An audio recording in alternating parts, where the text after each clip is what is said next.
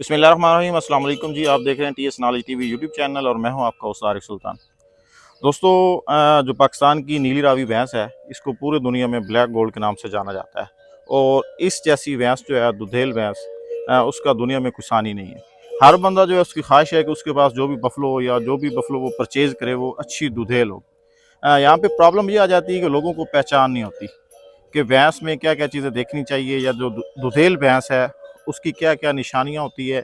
आज की जो हमारी वीडियो होगी हम डिस्कस करेंगे कि जो हाई मिलकर बफलो है उसके साइंस क्या क्या हैं।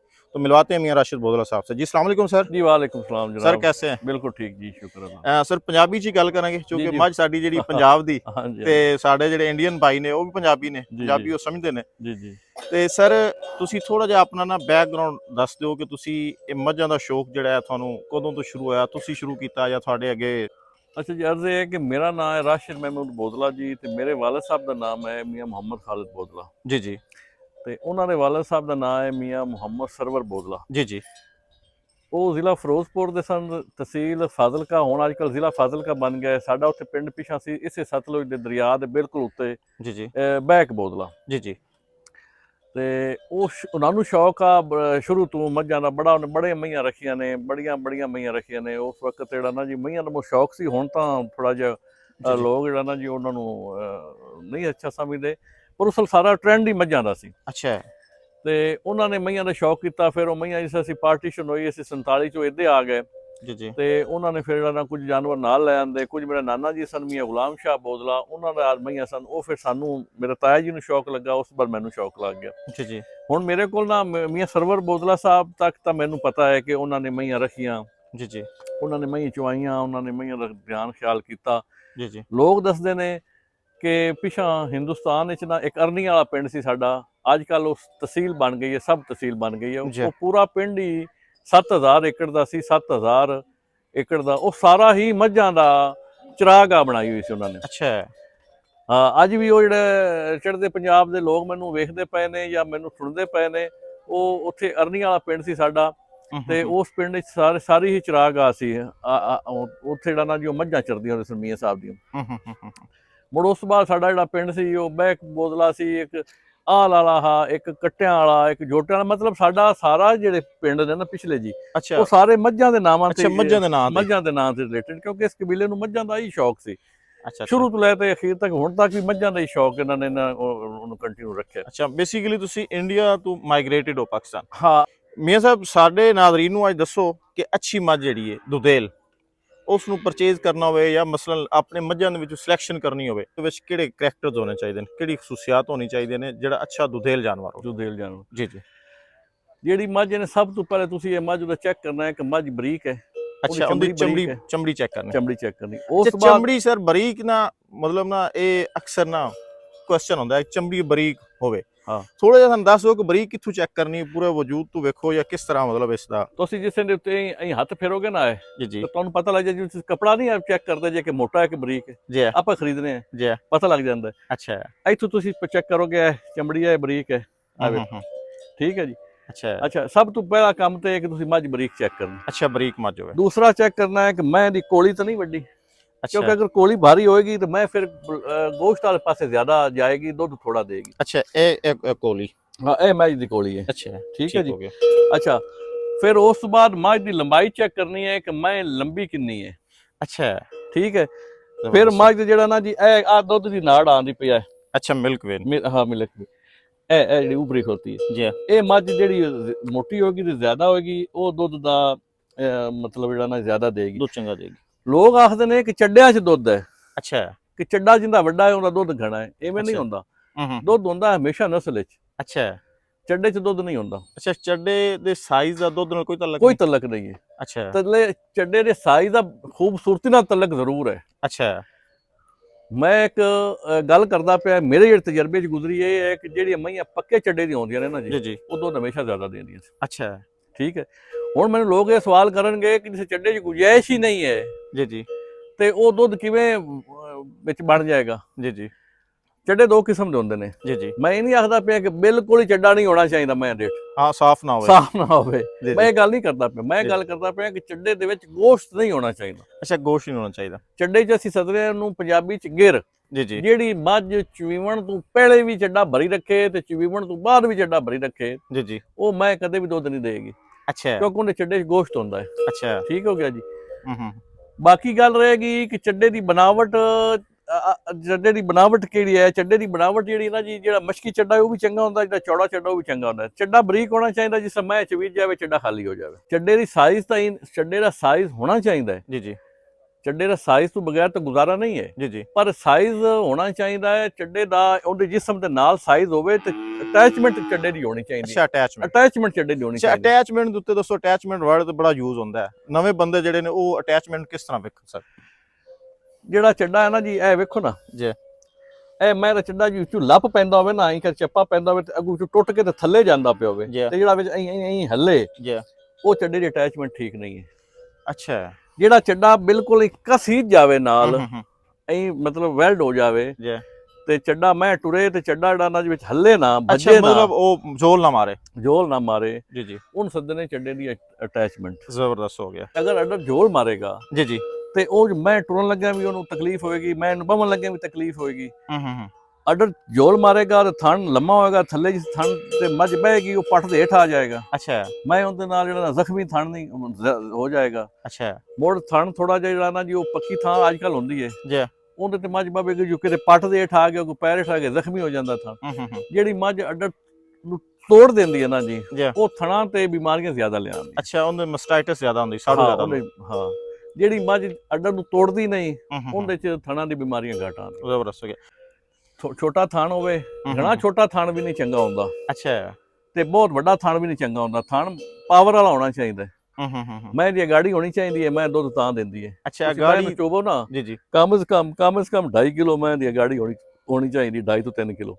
ਅੱਛਾ ਆਮ ਹੀ ਦੀ ਗਾੜੀ ਥੋੜੀ ਹੁੰਦੀ ਹੈ। ਹੂੰ ਚਾਰੇ ਥਣ ਬਰਾਬਰ ਹੋਵਣ ਤਾਂ ਵੀ ਕੋਈ ਅਰਜ਼ ਨਹੀਂ, ਅੱਛਾ ਅਗਲੇ ਥਣ ਵੱਡੇ ਨਾ ਹੋਵਣ, ਅੱਛਾ ਇਹ ਖੂਬਸੂਰਤੀ ਚ ਨਹੀਂ। ਸਾਈਜ਼ ਦੇ ਵਿੱਚ ਸਾਈਜ਼ ਵਿੱਚ ਵੱਡੇ ਨਾ ਹੋਵਣ। ਜ਼ਬਰਦਸਤ ਹੋ ਗਿਆ। ਠੀਕ ਹੋ ਗਿਆ ਜੀ। ਅੱਛਾ ਬਾਕੀ ਜਿਹੜੀ ਨੀਲੀ ਦੀ ਮੱਝ ਹੈ ਨਾ ਜੀ, ਉਹ ਤਾਂ ਤੁਸੀਂ ਚਲੋ ਉਹਦੀ ਟੋਰ ਵੇਖੋਗੇ ਨਾ, ਤੇ ਉਹਦਾ ਮਤਲਬ ਉਹਦੀ ਜਿਸਾਮਤ ਵੇਖੋਗੇ ਤਾਂ ਤੁਹਾਨੂੰ ਸਮਝ ਆ ਜਾਏਗੀ ਕਿ ਉਹ ਇਹ ਨੀਲੀ ਦੀ ਹੈ ਜਾਂ ਹੋਰ ਨਸਲ ਦੀ ਹੈ।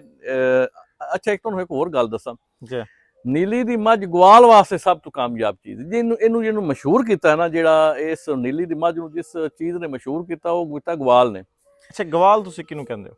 ਜਿਹੜੇ ਲੋਕ ਲਾਹੌਰ ਵਿੱਚ ਜਾਂ ਸਿਆਲਕੋਟ ਜਾਂ ਕਸੂਰ ਵਿੱਚ ਮੱਝਾਂ ਚੋਂਦੇ ਨੇ ਨਾ, ਕਮਰਸ਼ੀਅਲ ਫਾਰਮਿੰਗ ਜੀ ਜੀ, ਉਹਦੇ ਚ ਨੀਲੀ ਦੀ ਮੱਝ ਕਾਮਯਾਬ ਹੈ। ਅੱਛਾ ਇਹਨੂੰ ਕਮਰਸ਼ੀਅਲ ਜਿਹੜੇ ਲੋਕ ਹਨ ਨਾ ਜੀ, ਜੀ ਜੀ ਉਹ ਜਿਹੜਾ ਵੀ ਇਹਨੂੰ ਲੈ ਜਾਂਦਾ ਹੈ, ਹੂੰ ਉਹ ਉੱਥੇ ਮੱਝ ਲੰਮਾ ਚਿਰ ਮਿਲਦੀ ਹੈ ਹੂੰ ਤੇ ਦੁੱਧ ਦਿੰਦੀ ਹੈ। ਜ਼ਬਰਦਸਤ ਹੋ ਤੇ ਗਿਆ ਉਹਦੇ ਨਾਲ ਇਹ ਸਾਡੀ ਨੀਲੀ ਦੀ ਮੱਝ ਮਸ਼ਹੂਰ ਹੀ ਇਸ ਵਜ੍ਹਾ ਕਮਰਸ਼ੀਅਲ ਵਜ੍ਹਾ ਤੋਂ ਹੋਈ ਹੈ। ਕਿ ਇੱਕ ਜਾਨਵਰ ਜਿਹੜਾ ਹੈ ਉਹ ਪੀਕ ਲੈਂਦਾ ਸਰ, ਕਿਤਨੇ ਦਿਨਾਂ ਬਾਅਦ, ਬੱਚਾ ਦੇਣ ਤੋਂ ਕਿਤਨੇ ਦਿਨਾਂ ਬਾਅਦ ਉਹ ਮੈਕਸਿਮਮ ਦੁੱਧ ਤੇ ਆ ਜਾਂਦਾ ਸਰ? 7 ਮਹੀਨੇ ਬਾਅਦ। ਅੱਛਾ 7 ਮਹੀਨੇ ਬਾਅਦ। ਇਹ 21 ਦਿਨਾਂ ਅੱਛਾ ਇੱਕ ਹੋਰ ਗੱਲ ਮੈਂ ਕਰਨਾ ਐਡ, ਜਿਸ ਤਰ੍ਹਾਂ ਤੁਸੀਂ ਮੱਝ ਸੌਂਦੀ ਹੈ ਨਾ, ਜੀ ਉਹਨੂੰ ਕਾਲੀ ਨਾਲ ਉਹਨੂੰ ਮੈਲ ਸਟਾਉਣ ਦੀ ਦਵਾਈ ਨਹੀਂ ਦੇਣੀ ਚਾਹੀਦੀ, ਅੱਛਾ ਮਸਾਲਾ ਨਹੀਂ ਦੇਣਾ ਚਾਹੀਦਾ। ਜਿਹੜੇ ਕਾੜੇ ਲੋਕ ਕੱਢ ਦਿੰਦੇ ਨੇ। ਜੀ ਕਮ ਸੇ ਕਮ ਮੈਲ ਨੂੰ ਪਕਾ ਲਵੇ, ਅੱਛਾ ਮੈਲ ਦਾ ਰੰਗ ਬਲੈਕ ਕਰ ਲਵੇ, ਰੱਤਾ ਅੱਛਾ। ਰੰਗ ਨਹੀਂ ਹੋਣਾ ਚਾਹੀਦਾ। ਅੱਛਾ ਜਿਸ 12 ਤੋਂ 13 ਦਿਨ ਹੋ ਜਾਵਣ, ਜੀ ਉਸ ਵੇਲੇ ਤੁਸੀਂ ਉਹਨੂੰ ਕਾੜਾ ਦਿਓ। ਜੀ ਜੀ 21 ਦਿਨ ਦੀ ਸ਼ੁਰੂ ਕਰ ਦੇਗੀ ਸਫਾਈ ਕਰਨੀ ਆਦੀ, ਅੱਛਾ 21 ਦਿਨ ਦੀ। ਹੂੰ 21 ਦਿਨ ਦਾ ਪੀਰੀਅਡ ਹੁੰਦਾ ਹੈ। ਜੀ 21 ਦਿਨਾਂ ਬਾਅਦ ਐਗ ਬਣਦਾ ਹੈ, ਜੀ ਜਿਹੜਾ ਕੁਦਰਤੀ ਤੌਰ ਤੇ ਉਹ ਐਗ ਫਟਦਾ ਹੈ ਨਾ, ਜੀ ਤੇ ਕੀ ਹੈ ਤੇ ਆਮ ਲੋਕਾਂ ਦੇ ਐ ਸਾਰੀ ਨਾ ਮੈਂ ਹੋਈ ਤੇ ਕੀ ਹੈ ਤੇ ਹੋ ਜਾ ਜੀ ਕੀ ਤੋ ਬੱਚੇ ਦਾ ਇਹਦਾ ਮੂੰਹ ਖੁੱਲਦਾ ਹੈ। ਜੀ ਉਹਦੇ ਵਿੱਚ ਜਿਹੜਾ ਉਹ ਮਵਾਦ ਹੁੰਦਾ ਹੈ, ਜਿਹੜਾ ਉਹ ਮੈਲ ਹੁੰਦੀ ਹੈ, ਜਿਹੜੀ ਆਪਾਂ ਉਹ ਕੀ ਹੈ ਤੇ ਸ਼ੁਰੂ ਕਰ ਦਿੰਦੀ। ਜੀ ਜੀ ਇਹ 7 ਮਹੀਨੇ ਤੇ ਉਹ 2 ਵਾਰੀ ਜਿਹੜੇ ਨਾ ਜੋ ਮੈਂ ਮੈਲ ਸੱਟ ਕੇ 7 ਮਹੀਨੇ ਬਾਅਦ ਆਦੀ ਪੂਰੀ ਹੋ ਜਾਣਾ ਪੀਕ ਤੇ ਮੈਂ ਪੀਕ ਸ਼ੁਰੂ ਕਹਿੰਦੇ। ਤੇ ਇਹ ਸਰ ਪੀਕ ਤੇ ਕਿਤਨੇ ਦਿਨ ਰਹਿੰਦੀ ਹੈ ਮੱਝ? 4 ਮਹੀਨੇ ਕਮ ਸੇ ਕਮ 4 ਮਹੀਨੇ ਤੇ ਪੀਕ ਤੇ ਮੈਂ ਰਹਿੰਦੀ। ਅੱਛਾ 4 ਮਹੀਨੇ ਤੋਂ ਬਾਅਦ ਫਿਰ ਘਟਣਾ ਸ਼ੁਰੂ ਹੋ ਜਾਂਦਾ? ਹਾਂ ਕੋਈ ਨਹੀਂ ਵੀ ਘਟਦੀ ਆ, ਲੰਮਾ ਚਿਰ ਵੀ ਚੱਲਦੀਆਂ ਨੇ, 6 ਮਹੀਨੇ ਵੀ ਕਰਦੀਆਂ ਨੇ। ਅੱਛਾ 6 ਮਹੀਨੇ 4 ਮਹੀਨੇ ਮਤਲਬ ਮੈਂ ਤੁਹਾਨੂੰ ਦੱਸਦਾ ਪਿਆ, ਮੈਕਸਿਮਮ 4 ਮਹੀਨੇ। ਜ਼ਬਰਦਸਤ ਹੋ ਗਿਆ, ਜ਼ਬਰਦਸਤ ਹੋ ਗਿਆ। ਜਿਹੜਾ ਮੱਝ ਦਾ ਜੀ ਇਹ ਖੁੱਡਾ ਹੋਣਾ ਚਾਹੀਦਾ ਨਾ, ਅੱਛਾ ਇਹ ਖੁੱਡਾ ਜ਼ਿਆਦਾ ਉਸੀ, ਚੱਡਾ ਜਿਹੜਾ ਨਾ ਮੱਝ ਦੇ ਥੱਲੇ ਜਗ੍ਹਾ ਜ਼ਿਆਦਾ ਉਸੀ। ਅੱਛਾ ਇਹ ਮਤਲਬ ਖੁੱਡਾ ਜਿਹੜਾ ਇਹ ਚੌੜਾ ਹੋਵੇ? ਚੌੜਾ ਉਸੀ। ਅੱਛਾ ਇਹਦੇ ਚ ਮੈਂ ਦਾ ਫਾਇਦਾ ਇਹ ਹੋਏਗਾ ਕਿ ਮੈਂ ਸੂਵਣ ਲੱਗਿਆ ਨਾ ਜੀ।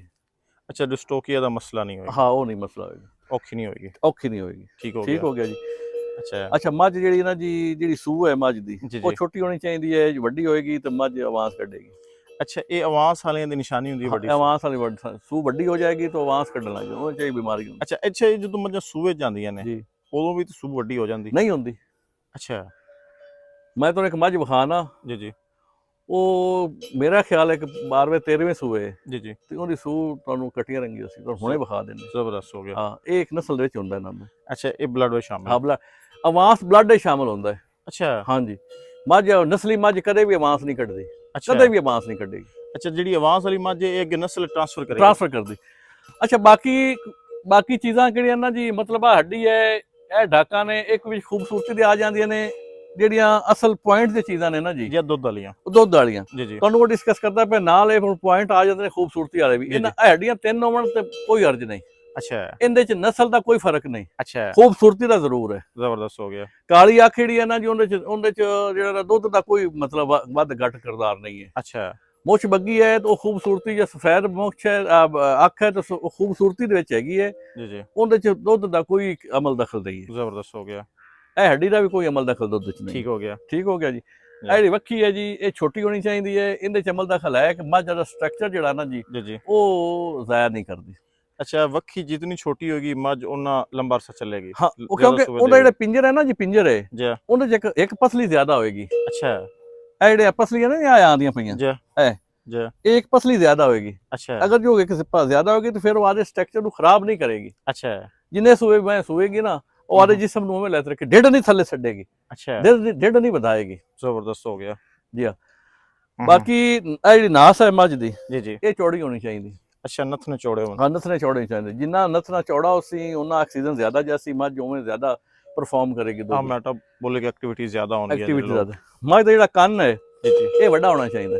ਅੱਛਾ, ਇਹ ਖੂਨ ਨੂੰ ਠੰਡਾ ਕਰਦਾ ਹੈ। ਅੱਛਾ, ਇਹ ਜਿੱਡਾ ਵੱਡਾ ਕੰਨ ਹੋਸੀ ਓਡੀ ਮੱਝ ਜ਼ਿਆਦਾ ਸੁਭਾਅ ਦੀ ਚੰਗੀ ਹੋਸੀ, ਮਿੱਠੀ ਮੱਝ ਹੋਸੀ, ਲੰਮਾ ਚਿਰ ਮਿਲੇਗੀ। ਅੱਛਾ ਜੀ, ਇਹ ਖੂਨ ਦਾ ਨੂੰ ਮਤਲਬ ਟੈਂਪਰੇਚਰ ਨੂੰ ਮੇਨਟੇਨ ਕਰਦਾ ਹੈ। ਇਹ ਐਲੀਮੈਂਟ ਕੁਐਸਚਨ, ਜਿਹੜੇ ਬੰਦਿਆਂ ਦੇ ਵੀ ਕੰਨ ਵੱਡੇ ਹੋਣ ਉਹ ਠੰਡੇ ਮਿਜ਼ਾਜ ਦੇ ਹੁੰਦੇ। ਉਹ ਠੰਡੇ ਮਿਜਾਜ ਦੇ ਹੁੰਦੇ। ਠੀਕ ਹੋ ਗਿਆ। ਹਾਂ, ਅੱਛਾ, ਤੇ ਸਿੰਘਾਂ ਦਾ ਸਰ ਦੱਸੋ, ਸਿੰਘ ਜਿਹੜੇ ਨੇ ਇਹਨਾਂ ਦਾ ਦੁੱਧ ਨਾਲ ਤੇ ਕੋਈ ਲੈਣਾ ਇਹਨਾਂ ਦੁੱਧ ਨਾਲ ਕੋਈ ਲੈਣਾ ਦੇਣਾ ਨਹੀਂ। ਅੱਛਾ, ਇਹ ਜਾਨਵਰ ਦੀ ਬਿਊਟੀ ਹੈ। ਇਹ ਹਾਂ, ਇਹ ਬਿਊਟੀ ਹੈ ਜਾਨਵਰ ਦੀ। ਮੇਰੇ ਕੋਲ ਮੱਝ ਖਲੋਤੀ ਹੈ ਖੜੀ, ਇਹਦੇ ਨਾਲ ਕੈਮਰਾ ਮਾਰੋ, ਇਹ ਸਾਰਾ ਦੁੱਧ ਗਣਾ ਦਿੰਦੀ ਪਈ। ਅੱਛਾ, ਇਹਨਾਂ ਸਿੰਘ ਤੁਸੀਂ ਵੇਖ ਲਓ, ਇਹ ਸਾਡੀ ਪੁਰਾਣੀ ਬਲੱਡ ਲਾਈਨ ਹੈ। ਇਹਦੇ ਦੋ ਮੈਥਡ ਇਹਦੀਆਂ ਬਹਿਣਾ ਖਲੋਤੀਆਂ ਨੇ, ਇੱਕ ਇਹ ਤੇ ਇੱਕ ਹੋਰ ਹੈ। ਅੱਛਾ, ਤੇ ਇਹਨੂੰ ਸੂਈ ਨੂੰ 8-9 ਮਹੀਨੇ ਹੋ ਗਏ ਨੇ, ਅੱਜ ਵੀ ਇਹ 10 ਕਿਲੋ ਦੁੱਧ ਦਿੰਦੀ ਪਈ। ਜ਼ਬਰਦਸਤ, ਜ਼ਬਰਦਸਤ, ਮਾਸ਼ਾਅੱਲਾ। ਅੱਛਾ, ਇਹ ਚੀਜ਼ਾਂ ਜਿਹੜੀਆਂ ਨੇ ਇਹ ਵੇਖਣੀਆਂ ਚਾਹੀਦੀਆਂ। ਅੱਛਾ, ਮੈਂ ਤਾਂ ਮੱਝ ਜਦੋਂ ਵੀ ਕੋਈ ਲੈਂਦਾ ਹੈ, ਲਵਣ ਜਾਂਦਾ ਹੈ, ਪਹਿਲੇ ਉਹ ਮੱਝ ਨੂੰ ਟੋਰਦਾ ਜੀ। ਇਹ ਟੋਰ ਦੇ ਵਿੱਚੋਂ ਕੀ ਵੇਖਦੇ ਹੋ?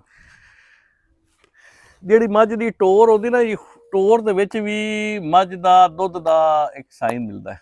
ਅੱਛਾ, ਇੱਕ ਤਾਂ ਟੋਰ ਤੋਂ ਤੁਹਾਨੂੰ ਇਹ ਪਤਾ ਲੱਗ ਜਾਂਦਾ ਹੈ ਕਿ ਇਹ ਮੱਝ ਗਰਮ ਹੈ ਕਿ ਮਿੱਠੀ ਠੰਡੀ ਹੈ। ਅੱਛਾ, ਠੀਕ ਹੋ ਗਿਆ, ਇਹਦਾ ਸੁਭਾਅ ਕਿਹੋ ਜਿਹਾ ਹੈ। ਹੂੰ, ਇੱਕ ਜਿਸਲ ਖਾਸ ਤੌਰ ਤੇ ਜਿਸ ਆਪਾਂ ਗੜਾਪੀਆਂ ਲੈਂਦੇ ਆ ਨਾ ਜੀ, ਕੱਟੀਆਂ ਜਾਂ ਗੜਾਪੀਆਂ ਲੈਣੀਆਂ ਹੋਣ, ਜੀ, ਉਹਨਾਂ ਨੂੰ ਟੋਰ ਦਾ ਇਹ ਤਰੀਕਾ ਕਾਰ ਹੋਣਾ ਚਾਹੀਦਾ ਹੈ ਕਿ ਉਹਦਾ ਜਿਹੜਾ ਅਗਲਾ ਪੈਰ ਹੈ ਨਾ ਜੀ, ਉਸ ਤੋਂ ਪਿਛਲਾ ਪੱਟ ਬਾਹਰ ਰੱਖੇ, ਭਾਵੇਂ 4 ਇੰਚ ਰੱਖੇ, ਭਾਵੇਂ 2 ਇੰਚ ਰੱਖੇ। ਮਤਲਬ ਆ ਖੋਰ ਹੁੰਦਾ ਥੋੜਾ ਜਿਹਾ ਇਸ ਪਾਸੇ ਆਵੇ। ਅੱਛਾ, ਉਹਦੇ ਵਿੱਚ ਥੱਲੇ ਨਾ ਗੁੰਜਾਇਸ਼ ਜ਼ਿਆਦਾ ਹੁੰਦੀ ਹੈ ਚੱਡੇ ਦੀ।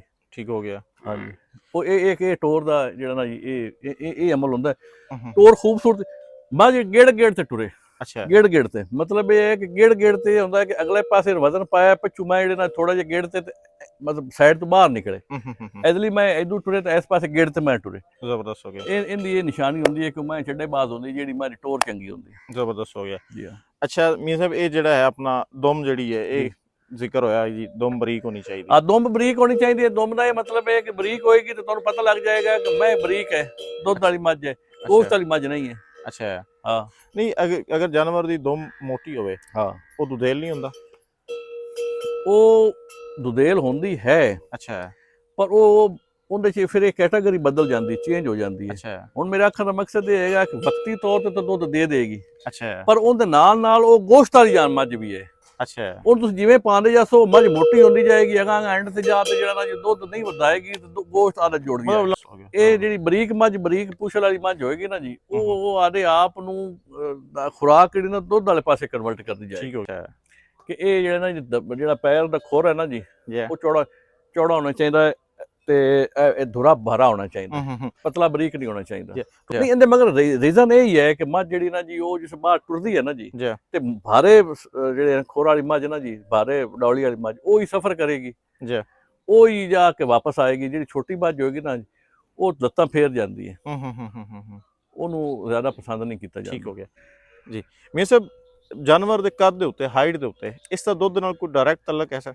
ਜਿਹੜਾ ਦੁੱਧ ਹੈ ਨਾ, ਕੱਦ ਹੈ ਨਾ ਜੀ, ਉਹ ਜੀ। ਜਾਨਵਰ ਖੂਬਸੂਰਤ ਜ਼ਿਆਦਾ ਲੱਗਦਾ ਹੈ। ਅੱਛਾ ਤੇ ਜਿਹੜਾ ਦੁੱਧ ਹੈਗਾ ਹੈ, ਉਹ ਹੈਗਾ ਲੰਬਾਈ ਵਿੱਚ। ਅੱਛਾ ਹਾਂ, ਜਿਹੜੀ ਮੱਝ ਲੰਬੀ ਜ਼ਿਆਦਾ ਹੋਏਗੀ ਨਾ ਜੀ, ਜੀ। ਉਹ ਦੁੱਧ ਜ਼ਿਆਦਾ ਦੇਗੀ। ਅੱਛਾ ਤੇ ਕੱਦ ਵਿੱਚ ਵੀ ਇਹ ਹੁੰਦਾ ਹੈ ਕਿ ਕੱਦ ਉਹ ਆਂਦੇ ਨੇ ਕਿ ਜਿੱਡਾ ਕੱਦ ਓਡਾ ਸੱਦ। ਜੀ ਹਾਂਜੀ। ਜੀ ਤੇ ਉਹ ਮੱਝ ਕੱਦ ਦਾ ਇੱਕ ਵੀ ਖੂਬਸੂਰਤੀ ਹੈ, ਜੀ ਜ਼ਰੂਰ ਹੈ। ਜੀ ਪਰ ਵੱਡੇ ਕੱਦ ਵਾਲੀ ਮੱਝ ਤੋਂ ਨਸਲੀ ਮੱਝ ਛੋਟੀ ਵੀ ਜ਼ਿਆਦਾ ਹੋਵੇ ਨਾ, ਤੇ ਉਹ ਦੁੱਧ ਨਸਲ ਚ ਹੀ ਹੈਗਾ ਹੈ, ਬਹੁਤ ਵੱਡੇ ਕੱਦਾਂ ਕੱਦ ਦੁੱਧ ਦੀ ਨਸਲਾਂ ਚ, ਹਾਂ, ਬਲੱਡ ਲਾਈਨ। ਲੰਬਾਈ ਜਿਹੜੀ ਨਾ ਮੱਝ ਦੀ, ਉਹਦਾ ਦੁੱਧ ਹੈਗਾ ਹੈ, ਤੇ ਨਸਲੀ ਮੱਝ ਹੀ ਲੰਬੀ ਹੋਏਗੀ। ਅੱਛਾ ਹਾਂ,